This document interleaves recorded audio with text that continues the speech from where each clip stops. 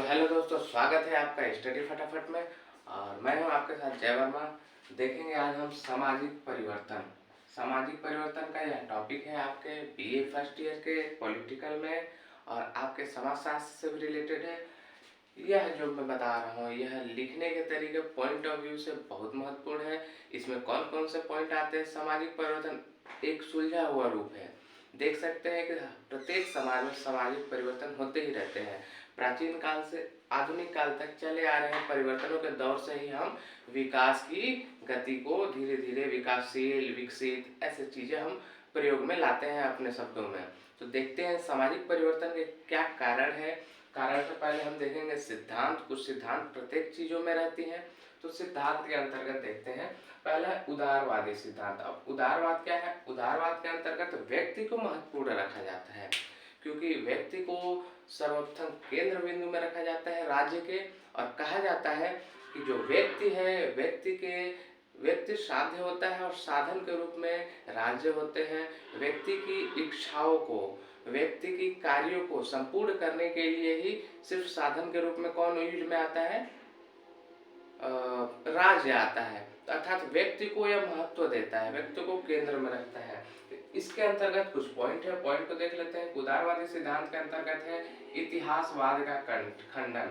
इतिहासवाद का खंडन अर्थात इतिहास में क्या हुआ है देखते हैं। तो हम इतिहास में सदैव से एक तंत्रात्मक प्रणाली रही, कहीं कहीं गणतंत्रात्मक भी व्यवस्था रहा, किंतु यही देखा जा रहा है सर्वाधिकारवाद की भी बात होती है कि देखा जाता है। तो मार्क्स का जो सर्वाधिकारवादी है कि सभी लोगों का अधिकार रहे, एक तंत्र रहे, एक सत्ता स्थापित रहे, यही दोनों चीजों की बात होती है। तो इससे इस सब चीजों का खंडन किया जाता है उदारवादी सिद्धांत में। सामाजिक परिवर्तन के अंतर्गत यह कहता है कि सामाजिक परिवर्तन में व्यक्ति महत्वपूर्ण होना चाहिए। व्यक्ति जो है धीरे धीरे क्रियाशीलता के अंतर्गत परिवर्तन किया जाना चाहिए, ना कि परिवर्तन के स्वरूप में एक सर्वाधिकारवाद की स्थापना होनी चाहिए, ना ही एक अधिकारवाद की स्थापना होनी चाहिए। एक अधिकारवाद अर्थात कि एक ही व्यक्ति का संपूर्ण जगह पर, यानी कि किसी राज्य पर एक ही व्यक्ति का संपूर्ण शासन एक अधिकारवाद कहलाता है। दूसरा है मानव विवेकशीलता में विश्वास। यह मानव के विवेक में विश्वास रखता है, क्योंकि यह व्यक्ति को समर्थन करता है। इसीलिए व्यक्ति के बुद्धि विवेक को यह बोलता है कि व्यक्ति इतना चिंतनशील व्यक्ति इतना चिंतनशील प्राणी है कि वह अपने चिंतन से अपने लिए स्वयं निर्माण कर लेता है मार्ग का। किसके लिए मार्ग का? अपनी सुख सुविधाओं के लिए, अपनी आत्म संतुष्टि के लिए वह मार्ग का निर्माण स्वयं कर सकता है। इसमें राज्य को हस्तक्षेप नहीं करना चाहिए। इसलिए वह बोलता है कि मानव विवेकशील होता है, वह धीरे धीरे विकास की प्रक्रिया को, धीरे धीरे परिवर्तन को जो लाता है वह उसके लिए उचित होता है, अनुचित नहीं होता है। जबकि इतिहासवाद का खंडन में क्या कहता है कि एकाधिकारवाद और सर्वाधिकारवाद व्यक्ति के लिए अनुचित होते हैं। दूसरा है क्रमिक वृद्धि में विश्वास। यह आंदोलन, क्रांति, इन सब चीजों में विश्वास नहीं रखता है, क्योंकि सामाजिक परिवर्तन के ये दोनों भी साधन है, एक प्रकार से प्रकार है। कहीं अचानक क्रांति, जैसे 1917 की क्रांति, जारशाही वंश का समापन इतिहास की दृष्टि से, वैसे ही 1789 का फ्रांस की क्रांति, तो 1830-1848 की क्रांति, 1866 जो 66 में हुआ था इंग्लैंड में रक्तहीन क्रांति, जिसमें राजशाही वंश का समापन हुआ। एक राजशाही वंश का समापन होता है, दूसरे में आते हैं। ऐसे ऐसे करके बहुत सारे उदाहरण है इतिहास के अंतर्गत। तो क्रमिक वृद्धि में विश्वास रखता है। ये बोलता है कि कोई भी सामाजिक विकास है, सामाजिक परिवर्तन है, एकाएक नहीं हो सकता। कारण क्या देता है यह? कहता है कि सामाजिक जो संबंध है, सामाजिक स्थिति है, वह जटिल है, एक साधारण चीजें नहीं है। जटिल अर्थात बहुत ही हार्ड है, बोल सकते हैं एक नॉर्मल भाषा में, बहुत हार्ड है, इसको समझना आसान नहीं है। एक व्यक्ति का संबंध, क्योंकि मैकाइवर पेज की जो परिभाषा है सामाजिक का, समाज का, कि समाज सामाजिक संबंधों को जान है, और हम पढ़ रहे सामाजिक परिवर्तन अर्थात समाज के ढांचे में होने वाले परिवर्तन। समाज के ढांचे कौन कौन से? राजनीतिक हो गए, आर्थिक हो गए हैं, धार्मिक हो गए हैं, बहुत सारे प्रकार के हैं। तो इन सब चीजों में जो वृद्धि होती है, विकास होता है, वो एकाएक नहीं किया जा सकता, धीरे धीरे समय की मांग के अनुसार ये होते रहता है। दूसरा सिद्धांत है मार्क्सवादी सिद्धांत। लगभग इससे सभी लोग परिचित होंगे। यह अर्थ पर, द्वंद्व पर, भौतिकवाद पर संपूर्ण केंद्रित है। इसके अंतर्गत हम दो चीजें देखेंगे, द्वंद्वात्मक भौतिकवाद। तो द्वंद्वात्मक भौतिकवाद क्या कहलाता है कि पहले किसी एक विचार, कोई एक विचार आता है, उसको हम उस विचार के प्रतिरूप में अर्थात विपरीत में कोई दूसरा विचार आता है। किस संदर्भ में? भौतिकवाद के संदर्भ में। यह कहाँ से लिया है? यह मार्क्सवाद कहाँ से लिया गया था? हीगल के द्वंद्ववाद से लिया है। लेकिन द्वंद्ववाद क्या कर दिया? भौतिकवाद कर दिया, भौतिक चीजों पर आधारित कर दिया है। इसके अंतर्गत थोड़ी चीजें लिखनी जरूरी है, ज्यादा नहीं है, कि द्वंद्वात्मक भौतिकवाद के अंतर्गत ये आ जाता है। दूसरा है इतिहास की आर्थिक व्याख्या। यह इतिहास की, जो संपूर्ण इतिहास की आर्थिक व्याख्या कौन करता है? मार्क्सवाद करता है। जो मार्क्स रहता है वह प्राचीन काल से लेकर आदिम युग की बात करता है, जिसे साम्यवादी युग की संज्ञा देता है। बोलता है उस समय व्यक्ति मानव किसी संपत्ति का अधिकारी नहीं था, वह सभी जीते थे, साथ में रहते थे। उसके बाद आता है कुछ लोग अपना जमीन घेर लेते हैं दूसरा चरण में। उसके बाद आता है सामंतवाद आता है, फिर आता है पूंजीवाद आता है, फिर आता है दासवाद सेकंड नंबर पर है, जिसको जमीन घेर कर आपस में। फिर आता है सर्वहारा वर्ग का क्रांति होगा, जिसमें पूरे पूंजीवादी वर्ग को समाप्त कर देगा। यह बात करता है इतिहास की आर्थिक व्याख्या के अंतर्गत कि प्रत्येक जो समाज, मैंने 6 चरण जो बताए, वो सभी समाज धीरे धीरे विकसित तो हुआ, परिवर्तन तो हुआ। मूल कारण क्या था? आर्थिक कारण बताता है कि अर्थ के उत्पादन में परिवर्तन होता है, उसके वितरण में परिवर्तन होता है, इस कारण से समाज की परिवर्तन होता है। कहता है कि जैसे पूंजीवादी युग जो चौथा श्रेणी है, पूंजीवादी युग में पूंजीवादी युग प्रासी पूरा का पूरा उत्पादन का केंद्र है, और दूसरा जो वर्ग है मजदूर वर्ग है, यह दोनों संघर्षरत रहेंगे सदैव। और वर्ग संघर्ष की भी बात करता है कि वर्ग संघर्ष के कारण भी समाज में परिवर्तन होते हैं। तीसरा पॉइंट हम लिख सकते हैं इसमें, जो सी पॉइंट है, सी पॉइंट को हम वर्ग संघर्ष डाल सकते हैं तीनों के अंतर्गत, क्योंकि वर्ग संघर्ष में दो वर्गों का संघर्ष होगा। उसके बाद जो नई स्थिति उत्पन्न होगी वह सामाजिक परिवर्तन के अंतर्गत, क्योंकि वो समाज में ही परिवर्तन लाएगी। ठीक, हमने दोनों उदारवादी सिद्धांत, मार्क्सवादी दोनों सिद्धांत दे दिए। इसके अंतर्गत आप लोगों के सब्जेक्ट में 2 ही सिद्धांत है। तीसरा है प्रकार देखेंगे इसके कि सामाजिक परिवर्तन किन किन प्रकारों से होता है, कैसे कैसे होता है सामाजिक परिवर्तन। पहला है उद्विकास। उद्विकास का तात्पर्य होता है सरलता से जटिलता की ओर, अर्थात सिंपल से हार्ड की ओर जाना। अगर जैसे कि ये सिंपल देखने में एक मार्कर है, एक नॉर्मल एग्जांपल, ये सिंपल एक देखने में मार्कर है, लेकिन किंतु इसके तत्वों को देखेंगे अलग अलग तो ये निकल आएगा। फिर हम इसको खोलेंगे तो ये निकल आएगा, तो मार्कर, फिर इसके अंदर ये निकल आएगा, इसके अंदर भी एक केस नलिका प्रणाली द्वारा जो यह ऊपर चढ़ता है ये निकल आएगा, तो यह जटिल हो गया। किंतु हम मार्कर को देखेंगे तो मार्कर तो एक सीधा मार्कर है, यह सिंपल है, तो ये सब सरलता से जटिलता की ओर आता है। और इसमें सामाजिक उदाहरण के अंतर्गत हम ले सकते हैं, जैसे प्रारंभिक समाज सरल समाज था, उसमें इतनी संस्थाएं नहीं थी, इतनी समितियां नहीं थी, इतने राजनीतिक प्रणाली नहीं थे। धीरे धीरे धीरे धीरे मानव विकास के क्रम के अनुसार, इन सब का परिवर्तन के अनुसार संस्थाएं आई, समिति आई, बहुत सारे उनका अधिकार हुआ, मानव के क्रियाकलाप पर अधिकार हुआ। मानव ने खुद को, कई विद्वान मानते हैं कि खुद के अधिकार को राज्य को सौंपा और राज्य द्वारा उसके अधिकारों को संचालित किया जाता है। तो यह सारी चीजें उद्विकास के अंतर्गत आएंगी, क्योंकि उद्विकास में सरलता से जटिलता की ओर। और उद्विकास के कारण क्या होते हैं, जैसे कि एक भ्रूण है, भ्रूण छोटी अवस्था में कुछ इस प्रकार से रहता है, उसके बाद उसके पूंछ भी रहते हैं, धीरे धीरे उसका विकास होता है। और जैसे कि प्रत्येक मनुष्य, प्रत्येक जीव एक भ्रूण अवस्था में रहता है, बाद में उसके बहुत सारे, जैसे जटिल में अभी उंगलियां हो गई हैं, हाथ हो गए हैं, पैर हो गए, उस समय भ्रूण अवस्था में सिर्फ एकमात्र कुछ इस प्रकार से रहता है।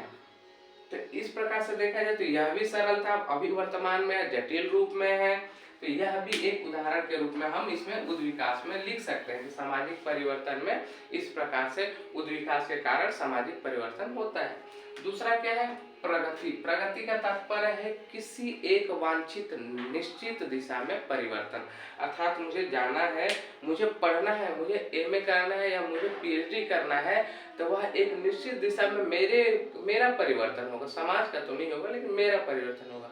हाँ, किसी विशेष समाज का देख सकते हैं कि किसी विशेष समाज में वो आर्थिक दृष्टि से पिछड़े हुआ समाज है, तो उसमें अर्थ को उपार्जन करना है, तो वह प्रगति के अंतर्गत आएगा। अगर कुछ सालों में वह अर्थ को उपार्जित कर लेता है और वह समाज आर्थिक रूप से फलीभूत हो जाता है, तो सामाजिक प्रगति के अंतर्गत भी उस समाज में परिवर्तन हुआ, तो इसको प्रगति के अंतर्गत भी देखते हैं। तो दो प्रकार है, उद्विकास के अंतर्गत, प्रगति के अंतर्गत। तीसरा है विकास के द्वारा जो सामाजिक परिवर्तन होता है वह क्या प्रकार है। तो विकास क्या होता है कि किसी समाज में जब विकास की प्रक्रिया होती है, अर्थात उसके सभी अंगों में, सामाजिक, राजनीतिक, इन सभी को देखा, सामाजिक, राजनीतिक, आर्थिक, धार्मिक, नैतिक, सभी में विकास आना चाहिए, ये ना कि किसी एक। जबकि जब एक दिशा में निश्चित परिवर्तन होता है तो उसे प्रगति की संज्ञा देते हैं, अर्थात प्रगति का नाम देते हैं।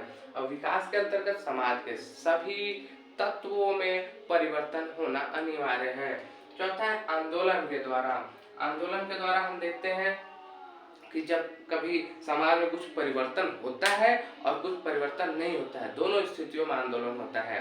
पहला आंदोलन जैसे मैंने बोला, जब परिवर्तन होता है तो उसका विरोध करने के लिए, क्योंकि सामाजिक ढांचे में परिवर्तन को बहुत सारे लोग स्वीकार नहीं करते हैं, तो उस आंदोलन को भी बोलते हैं सामाजिक परिवर्तन के लिए। दूसरा है कि सामाजिक जब परिवर्तन नहीं रहता है तो समाज में परिवर्तन लाने के लिए जो आंदोलन किया जाता है उसे सामाजिक परिवर्तन के द्वारा देखा जा सकता है कि आंदोलन के द्वारा भी सामाजिक परिवर्तन हो रहा है। पांचवा है, हम देखेंगे क्रांति। क्रांति के द्वारा, मैंने उदाहरण पहले भी दे दिया है, फिर दे रहा हूँ। चीन में 1911 की क्रांति, 1917 के रूस की क्रांति, भारत की क्रांतिकारी आंदोलन के इतिहास को हम देखें तो बहुत 1885 में, उससे पहले भी 1857 में क्रांति के लिए भी बिगुल उठा था। धीरे धीरे 1947 में आकर आजाद हुआ, 1942 का भारत छोड़ो आंदोलन, इस सारी क्रांतियों के अंतर्गत आएंगे। अर्थात क्रांति के द्वारा भी समाज में परिवर्तन आता है। जैसे भारत में जब क्रांति हुई तो भारत को आजादी मिली, तो पहले भारत का समाज क्या था, गुलामी समाज था। वर्तमान में फिर क्या हो गया, आजाद समाज हो गया, तो समाज में परिवर्तन हुआ। वैसे ही क्रांति के अंतर्गत देखा जाए तो जब 1917 के रूस के जारशाही समाप्त हुआ तो वहां पर आया, पहले तो उसके बाद वहां पर साम्यवादी सरकार की स्थापना हो जाती है, तो उन सब, फिर चीन में भी साम्यवादी सरकार की स्थापना हो जाती है। अब दोनों का देखा जाए तो दोनों में पहले क्या था, राजशाही वंश था, राजशाही वंश था। उसके बाद क्या आ जाता है, चीन में बाद में साम्यवादी सरकार की स्थापना होती है 1949 में लड़ाई होने के बाद से। उससे पहले एक पार्टी जो रहता है उस पार्टी की स्थापना हुई रहती है और वह पार्टी द्वारा सरकार चला रहता है, लेकिन वह एक तंत्रात्मक सरकार रहता है। तो इन सबके क्रांतियों को फलस्वरूप क्या, वहां के समाज में पूर्णतः परिवर्तन आया।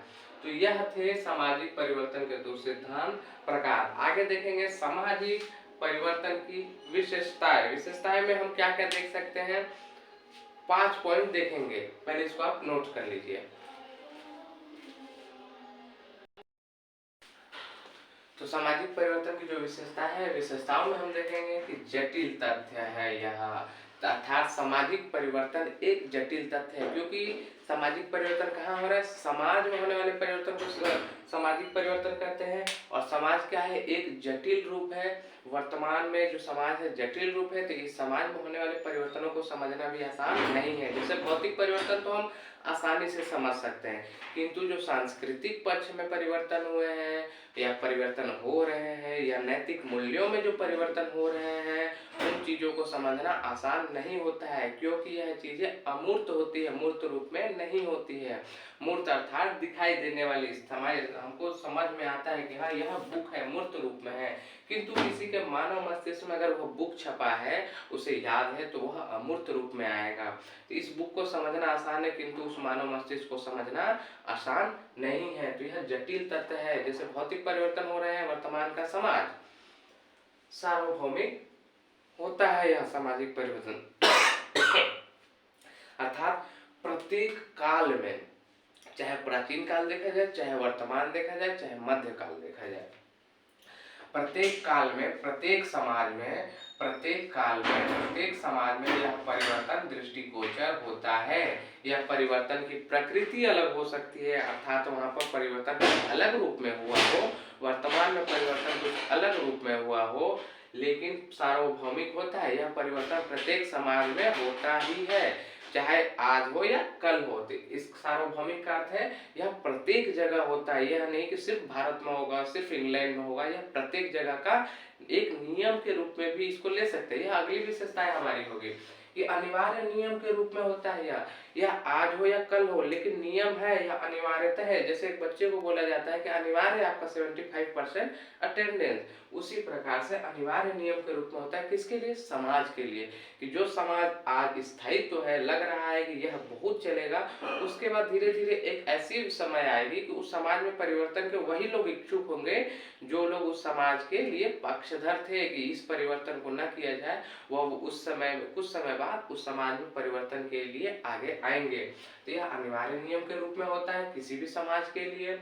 चौथा है गति तुलनात्मक होती है। तुलनात्मक से तात्पर्य क्या है? एक तो ये गतिशील होता है, परिवर्तन धीरे धीरे धीरे होते ही रहता है, परिवर्तन को रोका नहीं जा सकता, इसलिए गतिशील होता है। दूसरा गति तुलनात्मक होती है, तुलना करना, किसी से तुलना करना। अगर मेरे पास मार्कर है और एक छोटा मार्कर है तभी मैं तुलना कर पाऊंगा।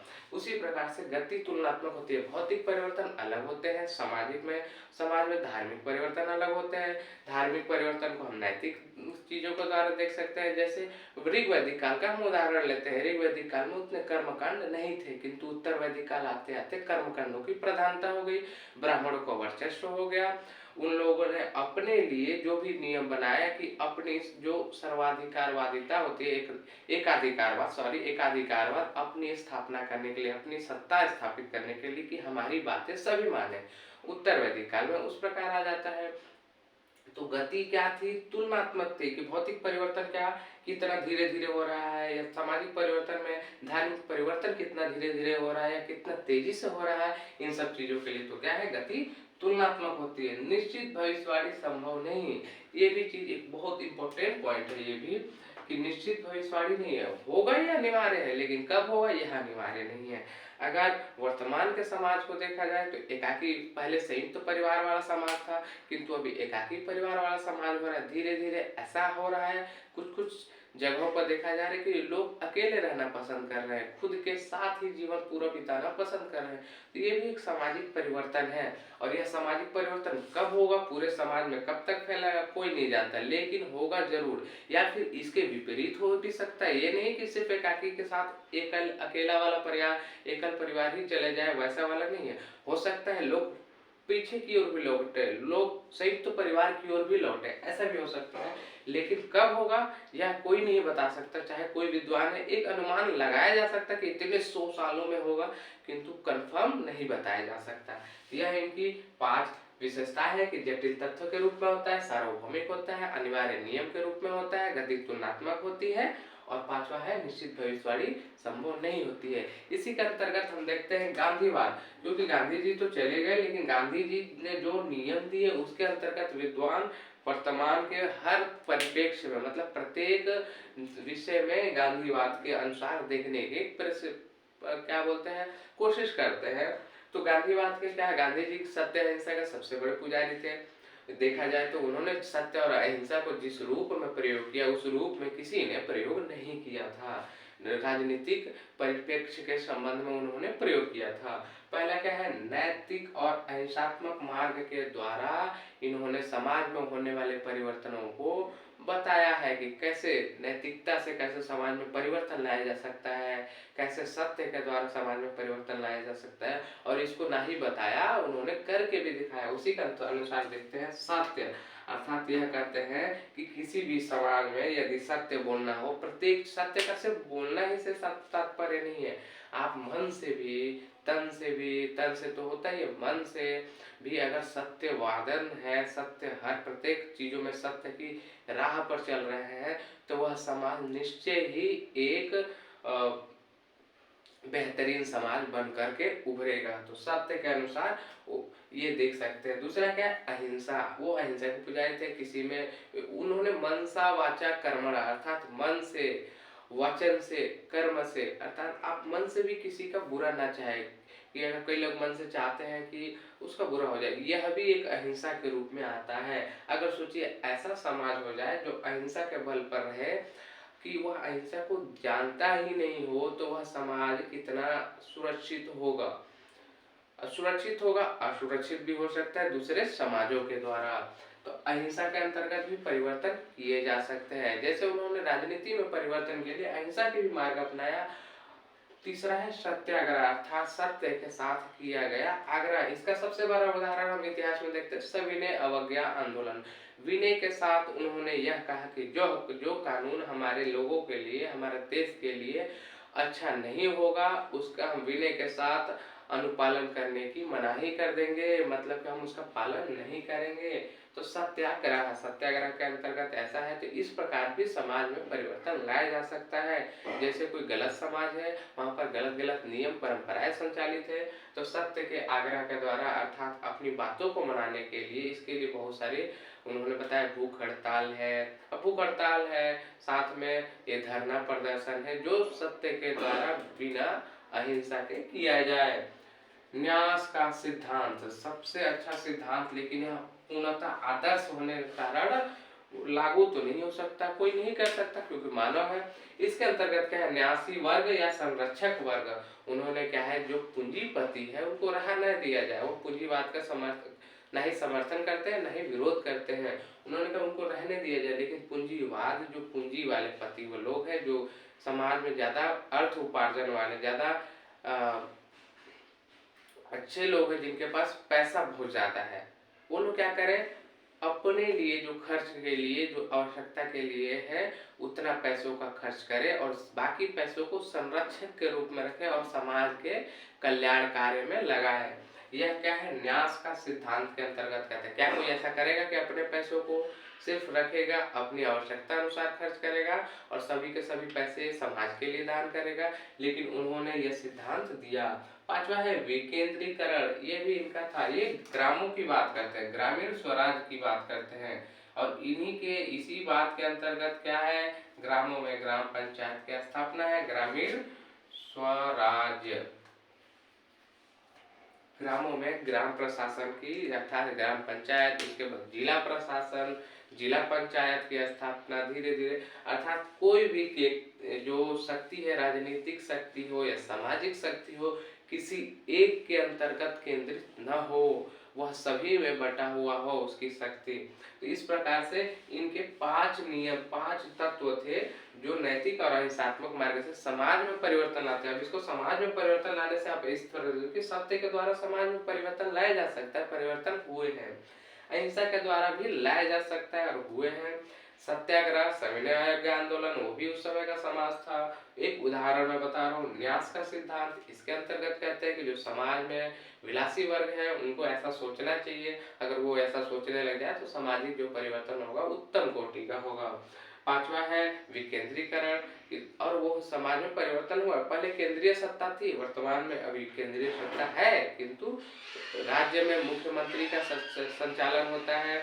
उसके बाद से निचले स्तर पर आते हैं तो ग्राम में प्रधान, कई जगह ग्राम पंचायत, जिला पंचायत, नगर पालिका, नगर पंचायत, इन सब का संचालन होता है और वह अपने संचालन के लिए बहुत सारे क्षेत्रों में, और कुछ क्षेत्रों में तो सीमित है लेकिन बहुत सारे क्षेत्रों में असीमित है उनका दायित्व, वह अपने हिसाब से कुछ भी कार्य कर सकते हैं। तो यह था हमारा सामाजिक परिवर्तन। यह सामाजिक ढांचे में होने वाले परिवर्तन को ही सामाजिक परिवर्तन कहते हैं। असामाजिक ढांचे के अंतर्गत बहुत सारे तत्व आते हैं, राजनीतिक, सामाजिक, आर्थिक, धार्मिक, नैतिक, इन सभी तत्वों में परिवर्तन होता है। तो धन्यवाद।